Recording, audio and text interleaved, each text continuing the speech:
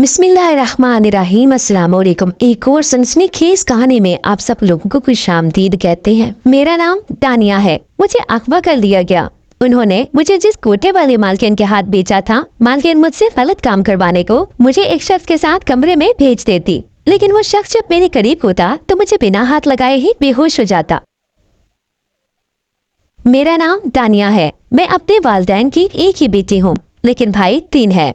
मैंने मैट्रिक किया था और कॉलेज की तैयारियों में मसरूफ थी कि मुझे अगवा कर लिया गया और फिर अगवाकारों ने मुझे हीरा मंडी में महंगे दामों बेच डाला। चूँकि मैं उस वक्त 17-18 साल की थी तो देखने में भी काफी खूबसूरत थी। वो मुझ पर कई माह से नजर रखे हुए थे और मौका मिलते ही मुझे अगवा कर लिया। उन्होंने मुझे जिस कोठे वाले मालकिन के हाथ बेचा था वो बहुत झगड़ालू और सख्त तबीयत के मालिक थे। मुझे बेचने के दूसरे दिन ही उसने मुझे लोगों को दिखाना शुरू कर दिया था। मैंने बहुत एहतिजाज किया, वहां से भागने की कोशिश भी की, लेकिन फिर भी मैं भाग नहीं पाई।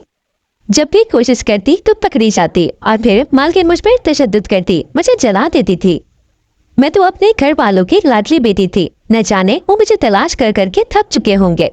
माँ भी पता नहीं कैसी होंगी। उन्होंने तो तसव्वुर तक न किया होगा कि मैं इस हाल में भी हो सकती हूँ। मैं जब घर से भागकर जाने लगी थी तो मालकिन ने मुझे हंसकर तंजिया अंदाज में कहा था कि मुझे तो घर वाले अब कबूल ही नहीं करेंगे। इतने माह घर से बाहर रहने वाली लड़की को मुआशरा कबूल ही नहीं करता और ना ही वो उसे दोबारा पहले जैसा मुकाम दे सकता है। उसके अलावा ये भी कहा कि मेरे वालिदैन तक मुझे कबूल नहीं करेंगे। वो समझेंगे कि मेरा किसी से चक्कर था और उसने मुझे इस्तेमाल करके छोड़ दिया होगा और मैं धोखा खाकर घर वापस लौट आई हूँ, जबकि भाइयों ने तो मुझे देखकर ही तला दबा देना है। इतना संगीन रद्द अमल सुनकर ही मेरी हिम्मत खत्म हो जाती थी और दिल भी टूट जाता था। भला जिन वालिदैन ने मुझे बचपन से बहुत नाजों से पाल पोस कर बड़ा किया था, मेरी हर ख्वाहिश हर खुशी को भरपूर तरीके से बनाया था, मुझे सर्द तो गर्म मौसम से बचाया था, मेरा ख्याल रखा था, आज वो मुझे यूं बेबस बेयार और मददगार कैसे छोड़ सकते थे? जब मैं असलियत बताऊंगी तो वो मुझे तन्हा कैसे छोड़ देंगे? और वो भाई जिन्होंने बचपन से प्यार और नखरे उठाए थे, आज मेरे किरदार पर उंगलियां उठाएंगे और मुझे जान से मार देने की कोशिश करेंगे। मुझे यकीन न आता था। जैसी मेरी उम्र थी, मालकिन ने मुझे चारों जानिब से घेर लिया था। न मैं आगे जा सकती थी और न ही पीछे। मालकिन अपने पैसों को डबल करना चाहती थी और मैं अपनी इज्जत बचाने की खातिर हर किस्म का तशद्दुद बर्दाश्त कर रही थी। उस सब पे 1 साल तक उसने मुझे सिर्फ घर के काम और नाच गाने पर ही लगाए रखा था।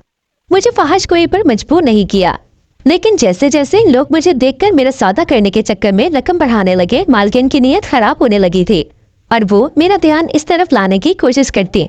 मैं तो रब का शुक्र अदा कर रही थी कि मैं गलत काम से बची हुई हूँ और आइंदा भी बची ही रहूंगी, लेकिन मालकिन के कोई नेक इरादे न थे कि वो मुझे अब बख्श पाते। मैंने ग्राहकों के पैर पकड़कर उन्हें उनके औलादों के वास्ते दिए कि वो मुझे छोड़ दे, लेकिन उन्होंने भी मुझ पर रहम न खाया, बल्कि मालकिन ने मुझे इस हरकत पर कमरे में बंद करके गर्म चिपटे से मेरा जिस्म दागदार कर दिया। लेकिन मालकिन और ग्राहकों दोनों को ही मुझ पर रहम न आया। इन सब से मेरी जान अब खतरे में आ गई और मुझे लगा कि मैं अब नहीं बच सकती। तो अपनी इज्जत बचाने की खातिर मैं 2 दिन कमरे में बंद हो गई, दरवाजा भी बंद कर डाला और भूखी प्यासे 3 दिन तक मैं वहीं बंद रही। मालकिन का गम गुस्से से बुरा हाल था। ग्राहक तो दरवाजा ही तोड़ना चाहते थे, लेकिन मालकिन मुतमईन बैठ गए। उन्होंने कहा कि मैं खुद भूख प्यासे निढाल होते ही दरवाजा खोल दूंगी, और फिर यही हुआ। 3 दिन भूखे रहने की वजह से मेरा गला और पेट अंदर को जा लगा था, जबकि पानी कमरे में मौजूद जग में पड़ा था और सर्दियों के बायस पानी इतना पिया भी नहीं जाता, इसलिए मैं पानी पीने पर ही गुजारा करती रही। लेकिन जल्द ही मेरी हिम्मत जवाब दे गई। एक जानिब भूख से निढाल थी और दूसरी जानिब इज्जत और आबरू को बचाने का मोरिका सर करना था।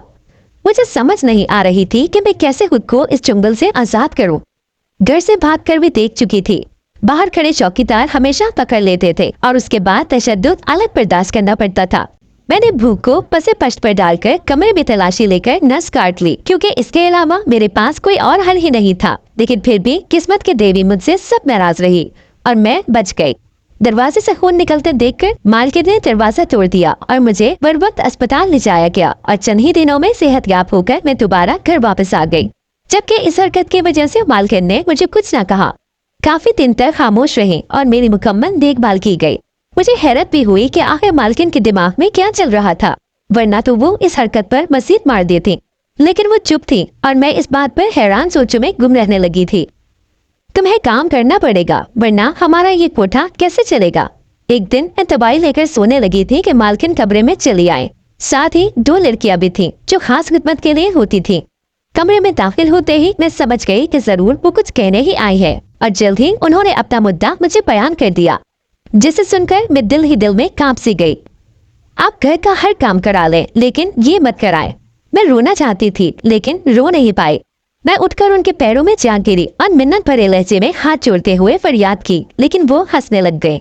ये भी करना पड़ेगा, मुफ्त में रोटियां नहीं तोड़ी जाती, उन्होंने संदिली से कहा और मैं जमीन में दफन होने की दुआएं करने लगी कि काश जमीन फट जाए और मैं उसमें समा जाऊं। वरना कि दुनिया तो रहमो करम करने से दूर ही थी। मुझ पर रहम करने का सवाल ही पैदा नहीं होता था, और वो भी कोठे वाली औरत पर जिस पर दुनिया की नजर में इज्जत के लुट जाने का दाग लगा हुआ था और हकीकत में वो बेताब थी। दूसरे दिन ही मुझे दोबारा रक्स पर लगा दिया गया, जबकि असल बहाना लोगों को दिखाना था। कई लोगों ने मुझे हवसज़दा नजरों से देखा, मेरा सर पैर तक मुआयना किया और फिर कई ने बोली भी लगाई। मालकिन ने मेरे दाम पर हाथ दिए और ग्राहकों ने बोली में मजीद बढ़ाने की कोशिश की। हत्ता कि ज्यादा बढ़ जाने पर मालकिन ने मेरा सौदा कर दिया। मैं बेहस और साकत नजरों से अपने आप को बड़ी महफिल में रुस्वा होते हुए देखती रही, क्योंकि इसके अलावा मेरे पास कोई और चारा ही नहीं था। मैंने एहतजाज किया, रोई, गिड़गिड़ाई, लेकिन किसी पर मेरा असर न हुआ और इस मर्तबा मुझ पर सख्त निगरानी की गई। घर में खुदकुशी के सारे आलात गायब कर दिए गए और हर कमरे में एक तो लड़कियां पहले से मौजूद रही, ताकि मैं अगर खुद को बंद कर भी लूं तो वो दरवाजा खोलकर मुझे बाहर निकाल लेंगी, जो यकीनन मालकिन के तेज दिमाग की कारस्तानी थी। एक उदेड़ उबर के मर्द को मेरे कमरे में भेज दिया गया और मैं चीखने चिल्लाने लगी कि अब मैं बच भी नहीं पाऊंगी, जबकि दिल ही दिल में व्रत जारी था कि शायद कोई मोजज़ा हो जाए और मैं बच जाऊं या फिर लोग मुझे बचाकर यहाँ से निकाल दें। लेकिन मेरी उम्मीद ही झूठी और सिरा के मानन ही थी। भला तवाइफ की लड़की को कौन बचाता और बचाकर क्या करता?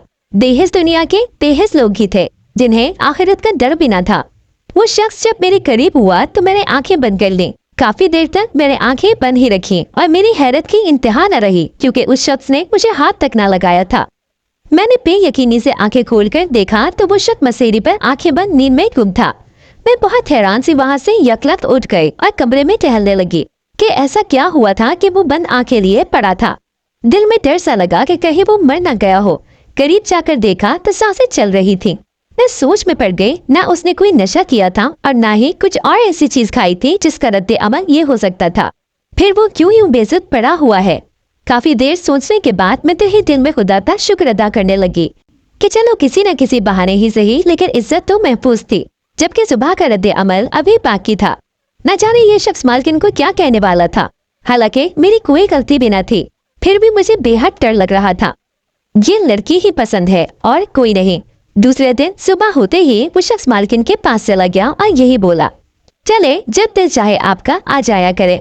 मालकिन ने खुश दिली से उसे ऑफर की। मैं दिल ही दिल में उन्हें सलावातें सुनाने लगी। जी चाहा कि वहां से कहीं दूर भाग जाऊं जहां उस माहौल का साया तक ना हो। जी जरूर, वो शख्स कहकर उधर से चला गया, जबकि मैं सोचों में गुम खड़ी थी और जाते हुए वो मुझे बड़ी गलीज नजरों से देख कर गया। मुझे इस बात की जरा समझ न आई, जबकि मालकिन और बाकी लड़कियां मुझे गहरी नजरों से देखती रहीं। मैं समझ गई उनके जहनों में क्या चल रहा था, लेकिन इससे ज्यादा सोच इस बात पर टिक जाती थी कि वो शख्स बिना हाथ लगाए हवस परस्त होते हुए भी कैसे दूर हुआ और अब डिमांड भी मेरी ही थी। क्या मुझे ये हकीकत सबको बता देनी चाहिए? मैंने दिल ही दिल में खुद से कहा। मुझे समझ नहीं आ रही थी असलियत बता देना बेहतर है या फिर ना बताना। एक तो सबकी नजरें, ऊपर से मेरी उलझन की गुत्थी मुझे तंग किए हुई थी। नहीं, मैं कैसे बता सकती हूँ? अगर किसी को बता दूंगी तो सब मुझे कुछ गलत समझ लेंगे। मैंने दिल ही दिल में खुद से कहा, लेकिन आखिर कब तक चुप रहती? सबको ही मुझ पर शक व शुबहात थे। मैंने बिला आखिर तंग आकर सच्चाई बता दी। सब लड़कियां और मालकिन हंसने लगी। हमें बेवकूफ बना रही हो, मालकिन ने कहकहा लगाते हुए कहा। मैं जान गई जिस माहौल में वो रहती थी उनका यकीन न करना बनता था, और यही समझ रही थी कि मैं खुद को बचाने की खातिर ये सब कह रही हूँ ताकि लड़कियां मुझसे सवाल जवाब ना करें। चारों न जाए मैं वहां से पैर पटक कर दूसरे कमरे में आ गई। सुबह से शाम और शाम से रात हो गई। वो शख्स फिर से आ गया।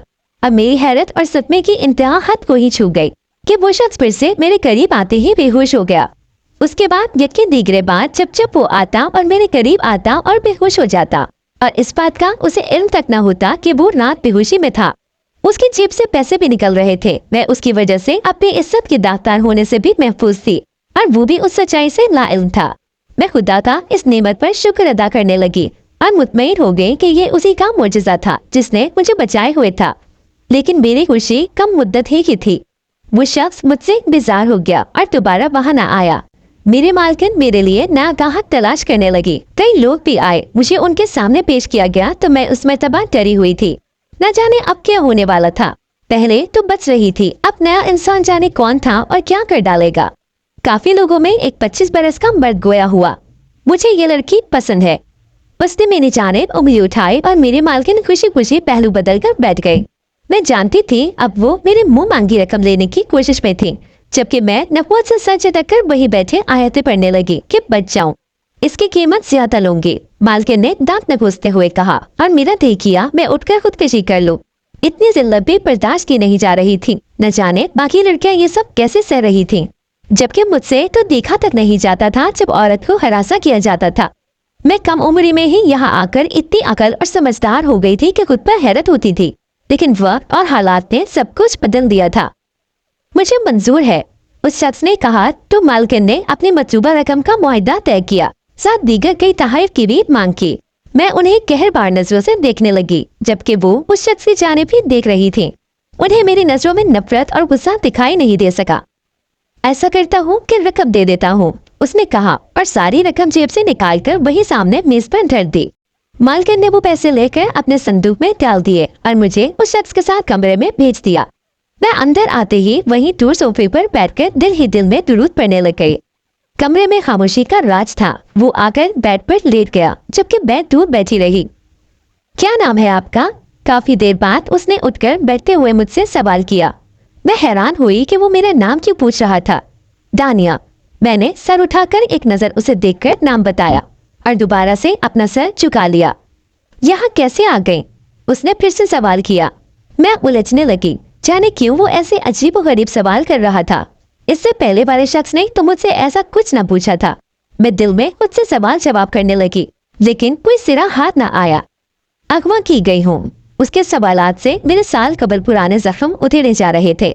लेकिन ग्राहक और खरीदार होने के बायस मुझे सच्चाई बताना पड़ी और सारी हकीकत खोलकर उसे बता दी। भागने की कोशिश नहीं की।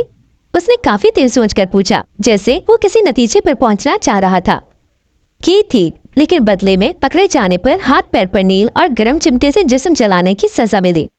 मैंने कहा तो अचानक उसकी निगाह मेरे बाजू पर पड़ी। क्योंकि मैंने कमीज हाफ बाजुओं वाली पहनी हुई थी तो कलाई और बाजू पर जलाए गए निशानात अभी भी मौजूद थे। उसकी नजरों से मुझे इतनी उलझन हुई कि मैंने जॉर्जेट का दुपट्टा लेकर अपने बाजुओं को छुपा दिया। हालांकि जानती थी थोड़ी देर बाद वो मेरी इज्जत की तजिया बिखेरने वाला था। ओह, वो सर हिलाकर रह गया और खामोश होकर बैठ गया। आप ये सब सवाल क्यों पूछ रहे हैं? उसने दोबारा कुछ न पूछा तो मैंने हैरत से उससे सवाल कर डाला। क्या मतलब? मैं नहीं पूछ सकता? शायद दुरुस्त कहा, किसी से उसकी नौयत के सवालात नहीं पूछने चाहिए। पहले तो उसने हैरत से देखा, फिर खुद ही आहस करके कहते हुए मुआज़िज़ करने लगा। यहाँ पर जितने भी मर्द आए थे ये उनसे मुख्तलिफ था। लोग गलती करके लड़की पर डाल देते थे, जबकि ये पूछकर ही खुद ही माजरत कर रहा था। मुझे बेइंतहा हैरानगी हुई। ऐसी बात नहीं है, यहाँ आने वाला आने की वजह नहीं पूछता, बल्कि अपना मतलब पूरा करने ही आता है। मैंने धीरे धीरे सर झुकाकर कहा, आप बेफिक्र रहे, मुझे आपसे कोई मतलब नहीं है, आराम से सुकून से बैठे। उसने मुझे मुतमईन करने की कोशिश की तो मैंने हैरानगी जाहिर की, क्योंकि ये हैरानगी मजीद छुपाने की काबिल ना रही थी। लेकिन बाहर आप पैसे दे चुके हैं? मैंने यकलक पूछा तो वो मुझे सर तपैर तक घूर कर देखने लगा, जैसे उसे मुझसे ऐसे सवाल जवाब करने की तवक्को न थी। क्या आप मुतमईन नहीं है कि आपको कोई बचा रहा है? बजाय सवाल जवाब करने के खुदा का शुक्र अदा करें। उसने वहां से उठकर मेरे पास आकर खड़ी होकर कहा तो मैं एक नजर उसे देखकर पथरा सी गई। उसकी नजरों में हवस न थी, इज्जत व एहतराम था, जिसे देखकर मेरी आंखों में यकलफ आंसुओं की लड़ी जारी हो गई और वो रुकने का नाम ही नहीं ले रही थी। ये तो है, मैंने सर हिलाकर कहा और दिल ही दिल में अल्लाह का शुक्र अदा करने लगी। चले फिर जाकर नमाज पढ़ें और शुक्राने के नफिल अदा करें। वैसे मेरा नाम सनी है, आप मत कहा करें, सनी कह सकती हैं, उसने कहा और साथ ही अपना नाम भी बताया। तो मैंने उसे तशक्कुर आमिज़ नजरों से देखा और उठकर शुक्राने के नवाफिल अदा करने के लिए चाय नमाज उठा ली। मैं जब तक पढ़ती रही वो मुझे अपनायत से देख रहा था। उसके देखने पर मुझे उलझन न हुई थी। हालांकि अगर कोई दूसरा होता तो अब तक मैं गुस्से से झंझलाहट का शिकार हो जाती या दिल ही दिल में मुकाबिल को गालियां देती। उसके इस एहसान पर मैं उसकी बेहद ममनून हुई। सुबह होते ही वो चला गया था, जबकि मैं सुबह से शाम और शाम से रात तक मुस्कुराती ही रही। सब मुझे मशकूक नजरों से देखती रही, लेकिन मुझे किसी की परवाह ही न थी। मैं बस मुतमईन बेपरवाह होकर हर जानिब घूमती फिरती रही। सनी जुमेरात के दिन नहीं आया था। मैंने कमरे में लेटने की कोशिश की तो उसकी गैर मौजूदगी दिल में बेचैनी बढ़ा रही थी। मैं जूतियां पहनकर कमरे से बाहर निकल आई और चहलकदमी करने लगी। अभी मैं हॉल में ही थी कि मुझे पायल की आवाज सुनाई दी, जैसे किसी ने पायल पहनी हुई हो। मैं चौंक उठी। चूंकि ये कोठा था तो पायल इस्तेमाल करना मामूली सी बात थी, लेकिन रात के पहर कोई भी लड़की नहीं पहनती थी, क्योंकि सभी को एलर्जी होती थी। बस मजबूरी के तहत पहन लेती थी। मैं धीरे धीरे कदम उठाते हुए सबके कमरे के करीब से गुजरकर हर जगह देखा, मगर कोई दिखाई न दिया। मैं हैरत से दसी वही खड़ी हो गई। कौन है यहाँ? पायल की छन छन की आवाज तेज हुई तो मैंने डर कर पूछा। न जाने क्यों मेरा दिल तेज तेज धड़क रहा था और हाथ पैर भी ठंडे हो रहे थे। बताओ कौन है उधर? मैं थोड़ा आगे होकर चिल्लाई, क्योंकि अब हल्की हल्की सरगोशियों की आवाजें भी आना शुरू हो गई थी। क्या हुआ, चिल्ला क्यों रही हो? अचानक पीछे से एक लड़की आई और मेरा कंधा हिलाया। मैं एकदम उछलकर मुड़ी तो देखा वो मुझसे 2 साल बड़ी लड़की थी, जिसका नाम रानी था। वो मुझे हैरानगी से देख रही थी। पता नहीं पायल की आवाज आ रही है और सरगोशियों की आवाजें भी आ रही है। मैंने हैरत से उसे कहा, जबकि तलाश करना बंद नहीं किया, बल्कि इधर उधर नजरें अभी भी फेर कर देख रही थी।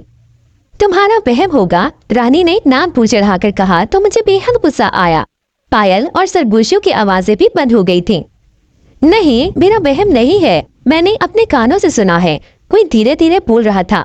मैंने नफी में सर हिलाते हुए रानी को यकीन दिलाने के लिए उसके हाथ पकड़ लिए और अपनी चौंकने की सारी रौदात सुनाने लगी।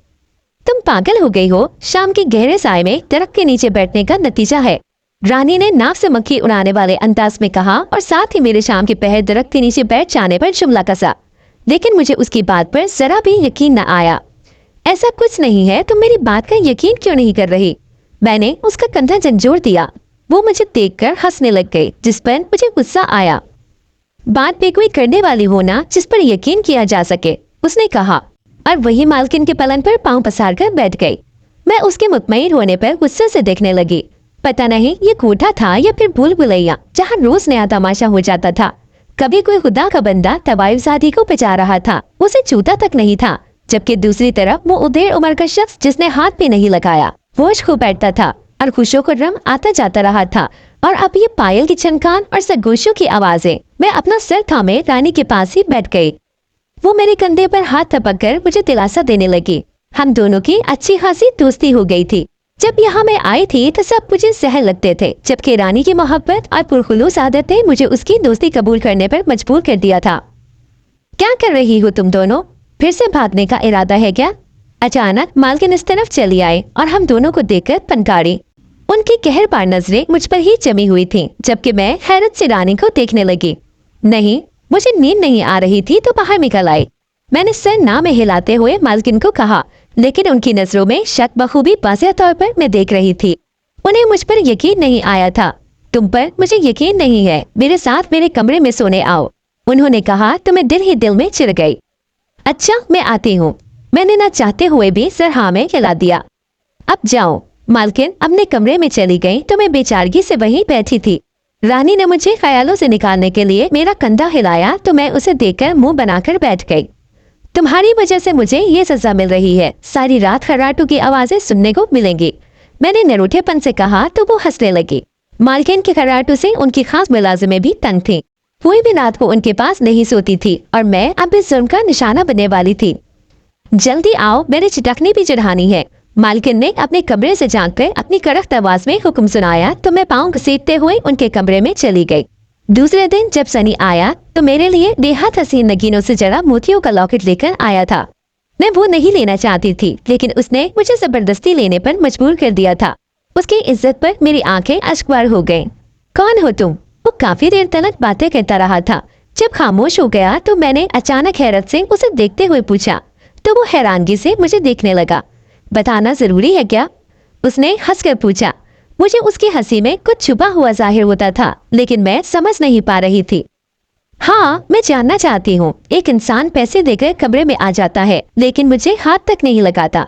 मैंने आराम सुकून से अपना दुपट्टा सर पर लपेटा क्योंकि थोड़ी देर बाद मुझे ईशा की नमाज भी पढ़नी थी। इतना मत सोचो, बस शुक्र अदा करो। उसने हंसते हुए हमेशा की तरह बात टालने की कोशिश की तो मैंने उसे खफकी से देखकर मुंह बनाया। शुक्र तो मैं अदा करती हूँ लेकिन मैं हकीकत जानना चाहती हूँ। मैं भी हठधर्मी से अपने सवाल पर डटी रही। मैं नहीं बताऊंगा। उसने ना में सर हिलाया। बता देने में क्या मसला है, मैंने चिढ़कर कहा। मुझे ये पहेली सुलझानी थी। आखिर वो क्यों मेरे पास होकर भी मुझे हाथ नहीं लगाता था, वरना इस उम्र के मर्द तो हवस परस्त ही वाक़या होते थे और कोठे पर आने वालों का तो मकसद ही यही होता था। बहुत बड़ा मसला है, उसने सिर झुकाकर कहा। मुझे ताज्जुब हुआ। तुम इतने बड़े घर के लगते हो, तुम्हें क्या मसला हो सकता है? मैंने हैरान होकर कहा तो वह हंसने लग गया, जैसे मेरी बात मजाक में कही गई थी। बड़े घर के होने वालों को मसले नहीं होते क्या? उसने झुका से उठाया और हैरान होकर मुझसे पूछा। होते हैं, लेकिन तुम यहाँ के लिए ठीक नहीं हो। ये जगह नहीं अच्छी। मैंने साफ कोई से काम लिया जो हकीकत भी थी। ये कोठा यहाँ आने वालों का नाम खराब कर देता था, जबकि वो नेक इंसान था। जानती थी कि वो ना आया तो मेरी इज्जत मलिया मेट हो सकती थी, लेकिन जब से उसने मेरी इज्जत की हिफाजत शुरू की थी तब से मुझे उसकी इज्जत की बेहद परवाह होने लगी थी और मैं नहीं चाहती थी कि कोई उस पर उंगली उठाए। यही जगह ठीक है, उसने कहा और आंखें बंद किए गहरी नींद में चला गया। मैं जानती थी वो नींद में नहीं गया, वो सिर्फ और सिर्फ मेरे सवाल से बचने के लिए ये सोने की अदाकारी कर रहा था। वो अक्सर ही यही करता आ रहा था और मैं ये बखूबी नोट भी कर चुकी थी, लेकिन उसे शर्मिंदा नहीं करना चाहती थी। जब भी कुछ कहा ही नहीं, मैं चुपचाप वहाँ से उठ गई और नमाज के लिए चाय नमाज पर जाकर खड़ी हो गई। सनी कुछ दिनों के लिए कहीं चला गया था, जबकि जाते हुए मालकिन को भूल गया कि वो मुझे सताए नहीं और उसके पैसे भी देकर गया। उसे गए 2 हफ्ते होने को थे और मैं उसके बिना भटकती ही रहती थी। मुझे हर चीज, हर मंजिल बेरंग लग रहा था। इज्जत तो महफूज थी, लेकिन उसे देखने की आदत ही पड़ चुकी थी और ऐसी आदत पड़ी थी कि अब दिल का हर कोना उदास था। मैं किसी से बात नहीं करती थी, हत्ता के नानी को भी अक्सर नजरअंदाज करने लगी थी। एक दिन अचानक कोठे पर कुछ लोग आए और मालकिन ने मुझे उनके सामने पेश किया। मैं हैरत से रह गई। मुझे डर सा लगने लगा और खदशात लाहक हो गए कि आने वाले हालात मेरे लिए कयामत बनने वाले हैं। और वही हुआ। वो लोग वापस गए तो मालकिन ने मुझे अपने कमरे में बुलाया और बैठने का इशारा किया। मैं शशुपंच में मुब्तला एक कोने पर टिक गई। मैंने तुम्हें बेच दिया है, आज से वो सनी नहीं आएगा। मालकिन की आवाज थी या फिर पिघला हुआ शीशा। मैं सुनकर एकदम उछलकर खड़ी हो गई। लेकिन क्यों? मेरी आंखों में आंसू आ गए थे। वो कम पैसे दे रहा था और उस जैसे ग्राहकों से मेरा कारोबार नहीं चलता। मालकिन ने नफवत से अकड़ कर कहा। उन्हें कोई परवाह न थी, वो बेहिस खातून थी, बस अपनी मर्जी की मालिक और मफाद परस्ती में सबसे पहले नंबर पर थी। अभी भी वो पैसों को तरजीह दे रही थी। आपको ऐसा नहीं करना चाहिए था, मैंने शिकवा किया। मुझे तो उम्मीद भी ना थी कि ये भी हो सकता है। मैं तो सनी के लौट आने की मुंतजिर थी। मैं ये कोठा अब तुम्हारी मर्जी से चलाऊंगी? तुम कौन होती हो मुझे ये सब कहने वाली? उन्होंने गुस्से से चिल्लाकर कहा, जैसे मुझसे वो ऐसे सवालों की तवक्को नहीं कर रही थी और समझ रही थी कि मैं आसानी से मान जाऊंगी। आपने मुझे बेचना ही था तो सनी को बेच देती, वो आपको मुंह मांगी रकम देता। कम से कम उसका इंतजार तो कर लेती ना। मैंने एक मान से सनी का नाम लिया तो दरवाजे पर खड़े अंदर की बातें सुनती लड़कियां खीखी करने लगे। मैं किसी के इंतजार में इतने अच्छे ग्राहक नहीं गंवा सकती थी। लगता है वो तुम्हें कुछ ज्यादा ही पसंद आ गया है। मालकिन भी उन लड़कियों के साथ पहले हंसते हुए मेरा मजाक उड़ाती रही। जब दिल खोल कर हंस चुकी तो मुझे तंजिया नजरों से देखते हुए कहा, ऐसा कुछ नहीं है, वो औरत की इज्जत करता है, बाकी मर्दों से काफी मुख्तलिफ है। मैं जानती थी कि मेरा दिल बगावत कर रहा था, लेकिन दिल की बातों पर ध्यान देने के बजाय मैंने सनी की खूबी बयान की। कोठे वालियों की इज्जत कोई मर्द नहीं करता, याद रखना। ऐसे वहमो गुमान भी मत पालो तो बेहतर होगा। मालकिन की तेज नजरों से मेरे जज्बात छुपे न रह सके थे। वो सर पैर तक मुझे देखकर सब भाप चुकी थी और अब संजीदगी से मुझे मशवरा दे रही थी।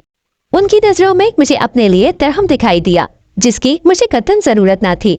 बस जरूरत थी तो इस कोठे में रहने की, जिस पर वो राजी ना थी, बल्कि सौदा कर चुकी थी। आप कुछ भी करें, लेकिन मैं उनके साथ नहीं जाऊंगी, मैंने हठधर्मी से कहा और कमरे से बाहर निकलने लगी।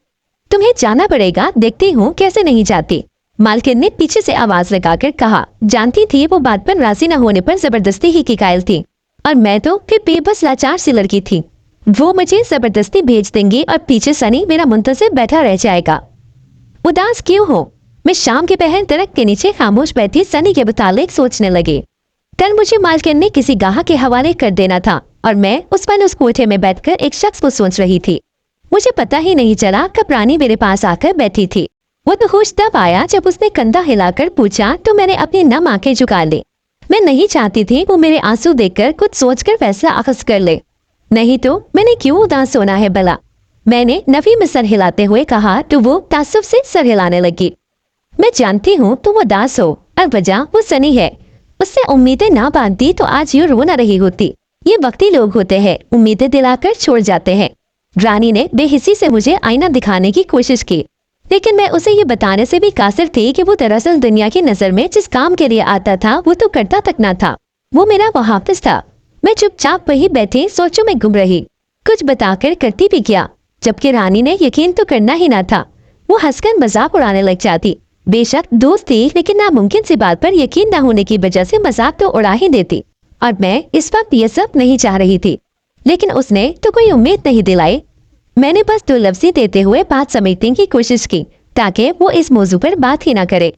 उम्मीद ना दिलाई होती तो यूं उदास ना होती। वो बेयकीनी से मुझे देख कर बोली, मैं लोगों के अजाब से बचना चाहती हूँ। ये कोठा ही मेरी सलामती की जाए पनाह है। मैंने आराम से कहा, क्योंकि जानती थी जब तक उसे अपने जहन में चलती बात ना बताऊंगी वो कहीं भी हटने वाली ना थी।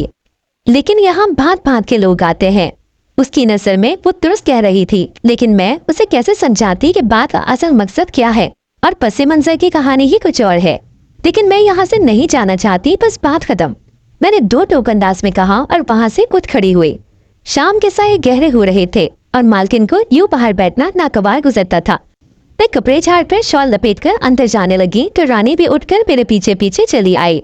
उसको समझाना तो बेकार था, लेकिन वो मुझे समझाने से बाज नहीं आ सकती थी।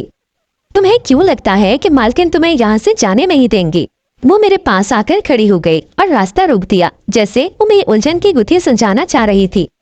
यही तो मसला है, वो मुझे यहाँ से भेज रही है। मैं यही रहकर भी उन्हें पैसे तो दे रही थी। मैंने अफसोस और दुख से कहा। मेरी आंखों से कई आंसू निकलकर भल भल करते गालों से बहने लग गए, जिन्हें मैंने बेदर्दी से रगड़कर साफ किया। कोठे में सिर्फ ज्यादा पैसा देखा जाता है, इंसान या उसकी औकात नहीं। अभी तुम छोटी हो, तुम्हें इन बातों की समझ नहीं है। जब समझ आ गई तो खुद ब खुद रजामंद हो जाओगी। उसने मुझे गले लगाते हुए प्यार से समझाने की कोशिश की, तो मैंने आंखों में जमा आंसुओं को अपने गले में उतारा। मैं नहीं चाहती थी कि कमजोर पड़ जाऊं।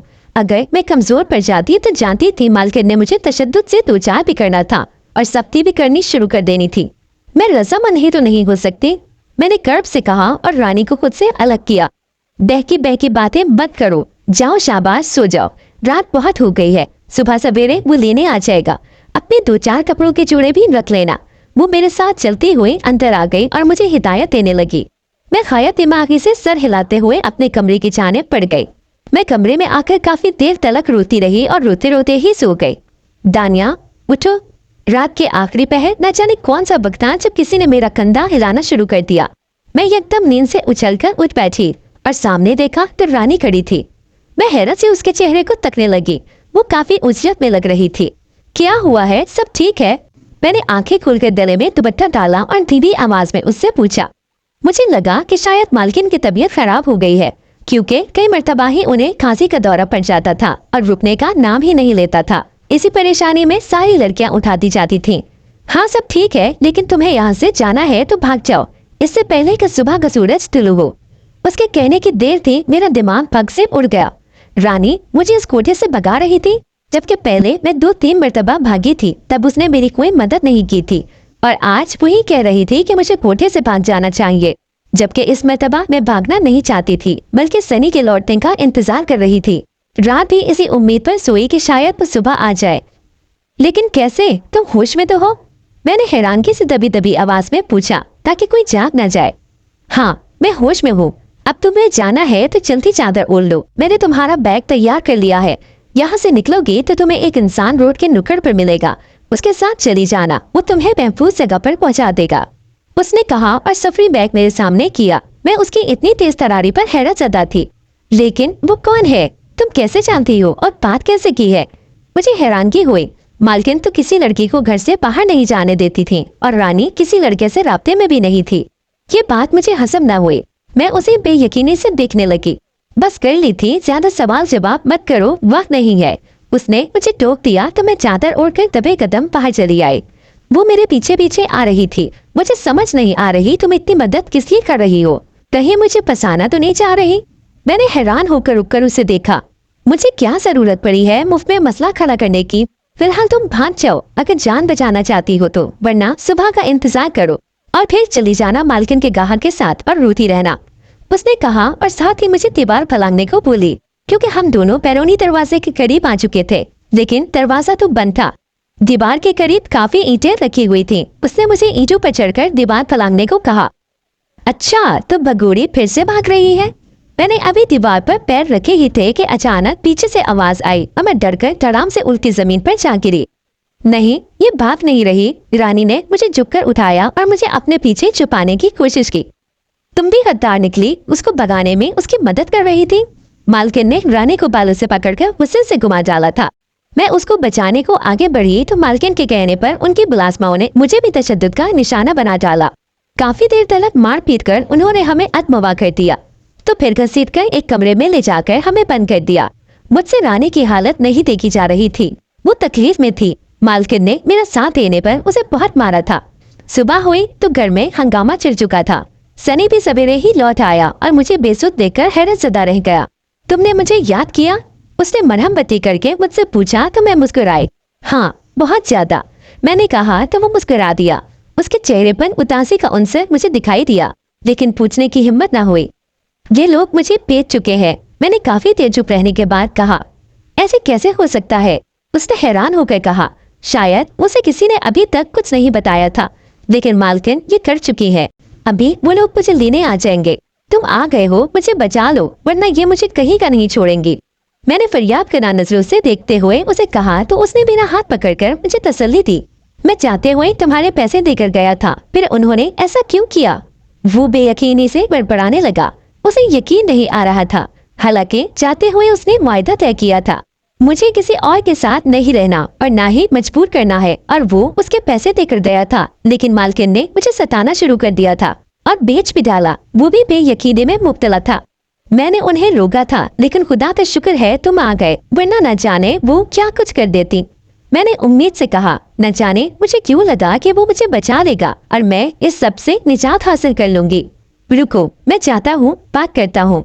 वो गुस्से से उठ गया तो मैं भी लड़खड़ाती हुई उसके पीछे पीछे चली आई। रानी नींद में गुम थी। उसकी मरहम पट्टी कर दी थी, बस दवाइयों की जेरे असर नींद में थी। आपने दानिया को किसके हाथों बेचा है? वो तन फन करता मालकिन के सामने तनकर खड़ा हो गया। मैंने देखा वो गुस्से में था। ये सवाल तुम पूछने का हक नहीं रखते, मालकिन ने तलफ़ुज़ से कहा। मैं हक रखता हूँ, क्योंकि यहाँ से जाते हुए मैं इसके पैसे देकर गया था, उसने पुरतमाद अंदाज में कहा। वो पैसे कल पूरे हो चुके हैं, अब से ये तुम्हारी नहीं किसी और की अमानत है। उन्होंने मुझे देखकर कहा। मैं सनी के पीछे झुक गई। उसकी जितनी कीमत आपने ली है मैं डबल दूंगा, लेकिन यहाँ से लेकर चला जाऊंगा। मैंने देखा वो मेरी वजह से एक कोठे के मालकिन के आगे गिड़गिड़ा भी रहा था। मैं अपनी जबान से मुकर नहीं सकती, तुम किसी और को लेना चाहो तो ले जा सकते हो। मालकिन ने बाकी लड़कियों को सामने आने को कहा। वो सबको सनी के सामने पेश कर रही थी। मुझे सिर्फ दानिया को लेकर जाना है, किसी और को नहीं, सनी ने बेलचक अंदाज में कहा। ओए, कौन है तू? ये मेरी मलकियत है, मैं इसके पैसे दे चुका हूँ। अचानक वो ग्राहक आ गया जिससे मालकिन ने मेरा सौदा किया था। मैं उसे देखकर डर गई। वही जो तुम सोच भी नहीं सकते। खबरदार जो इसके करीब भी आए तो। अचानक देखते ही देखते सबकी चीखें बुलंद होना शुरू हो गईं। मैंने देखा सनी इंसानी रूप से निकलकर एक रोशन और जिनसादे के रूप में बाहर आ गया। मैं भी डरकर उससे दूर हो गई। कौन हो तुम? मालकिन के हाथ में चाय का कप था। सनी को जिनसादे के रूप में बदलता देखकर उनके हाथों से प्याला गिरकर जमीन पोस हो गया।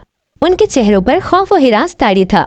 अभी बता देता हूँ। जिनसाते ने रुक पलटकर कुछ मंत्र पढ़कर आंखें घुमाई और पूरे घर में साया सा हो गया और दीवारों पर जिन्नातों के पोस्टर्स दिखाई देने लगे। साथ ही जिन्नात की आवाजें आना शुरू हो गईं। कौन हो तुम? मैंने बेयकीनी से जिनसाते को देखकर कहा। जिनसाता हूँ। तुम्हें याद है जब तुम्हारे पास कोई शख्स आता था तो तुम डर जाती कि तुम अपनी इज्जत खो बैठोगी। मैं फिर उसको करीब आते ही बेहोश कर देता और उसकी याददाश्त खत्म कर देता और वो सब भूल जाता था। तुम हैरान होकर दुआएं करती, शुक्र करती। मैं तो ऐसे ही तुम्हारी मदद करना चाहता था। सनी का रूप मुझे मजबूरन लेना पड़ा क्योंकि उस शख्स को पता चल गया उस पर जिन्नात हावी थे। वो इधर आना चाहता था और तुम्हें मारना चाहता था। मैंने उसे कत्ल कर दिया और सनी के रूप में आ गया ताकि तुम भी मुतमईन हो जाओ और ये तुम्हारी मालकिन भी बाज रहे। मैंने रानी के साथ भी अपना भाई जिनजादा भेजा हुआ था। उसे रानी का पायल पहनकर रक्स करना पसंद था। उस रात भी वो पायल पहनकर रक्स कर रही थी जबकि मैं अपने माँ बाप के पास गया हुआ था। लेकिन तुम्हें भगाने के लिए रानी को बोला कि वो मदद करे। वो कर देती लेकिन ये मालकिन बड़ी घटिया औरत निकली। जिनजादे ने जब सारी हकीकत बताई तो मैंने सर उठाकर रानी को देखा जो उठकर वहीं आ गई थी। वो मुझे गले लगाकर रोने लगी। उसने सर हाँ में हिलाया कि यही सच्चाई है तो मैंने इज्जत से उस जिनजादे को देखा। बस करो ये ड्रामा, दफा हो तुम इधर से, मालकिन ने चिल्लाकर कहा तो जिनजादे को गुस्सा आ गया। उसने घर में एक तूफान सा मचा दिया। सारी लड़कियां भी चिल्लाने लगी। जिनजादे का भाई भी आ गया। उसने मालकिन के गले पर दोनों हाथ रख डाले। इसको तो मैं मारूंगा। जिनजादा सनी ने आगे बढ़कर मालकिन को चुराया और उसके गले पर अपने हाथ रख दिए। उस दाहक को जिनजादे के भाई ने पीट डाला। सब लड़कियां ये देखकर डर चुकी थीं, चिल्लाने लगी थीं। मैं भी ये हौलनाक मंजर देखकर थर-थर कांपने लगी। छोड़ो मुझे, रहम करो मुझ पर। मालकिन ने अपने हाथ पैर मारते हुए उसको बचाने की कोशिश की लेकिन बचा नहीं पा रही थी। तुमने रहम किया था जो तुम पर रहम करूं? जिनजादे ने चीख कर पूछा और मंत्र पढ़कर एक गोल दायरे में बड़ा सा आग का अलाव दहका दिया। तहरे मालकिन को तड़पा तड़पा कर उसका गला घोटा, इस हद तक कि वो घुटी घुटी सांसें लेने लगी थी और फिर उसे उठाकर आग के अलाव में पटक दिया। मालकिन चीखने लगी। फिजा में हौलनाक चीखों ने इर्तियाज पैदा कर दिया था लेकिन थोड़ी ही देर में मालकिन जलकर राख हो गई और वो गाहक जान बचाकर भाग निकला। मेरे और बाकी लड़कियों की इस कोठे की फहश कामों से मुकम्मल तौर पर जान छूट गई। कोठे को खत्म कर दिया गया। सब लड़कियां अपने अपने घर चली गईं। काफी लड़कियां अगवा होकर ही आई थीं और कुछ के घर वाले न थे। वो वहीं कोठे में रहती रहीं। लेकिन ये धंधा खत्म कर दिया गया जबकि मैं भी अपने घर आ गई। भाइयों और वालिदैन ने कुछ नहीं कहा। उन्होंने जिनजादे से जब सारी कहानी सुनी तो जिनजादे का शुक्रिया अदा किया। मैंने भी तहे दिल से जिनजादे का शुक्रिया अदा किया और दोबारा अपनी पढ़ाई का सोचा तो सबने हिम्मत बढ़ाई। जिनजादा मुझे फिर भी मिलने आता था। जब कभी जरूरत पड़ती तो वो मदद भी करता रहता था। डियर व्यूअर्स, उम्मीद करती हूँ आपको आज की कहानी बहुत अच्छी लगी होगी। इसलिए वीडियो को आप जल्दी से लाइक कर दो और चैनल को आपने सब्सक्राइब करना बिल्कुल भी नहीं भूलना। सब्सक्राइब करने का फ़ायदा ये होगा कि मेरी हर वीडियो आप तक लाजमी से पहुँच सकेगी। तो दुआओं में याद रखिएगा, अपना बहुत सा ख्याल रखिएगा। ओके, अल्लाह हाफिज़।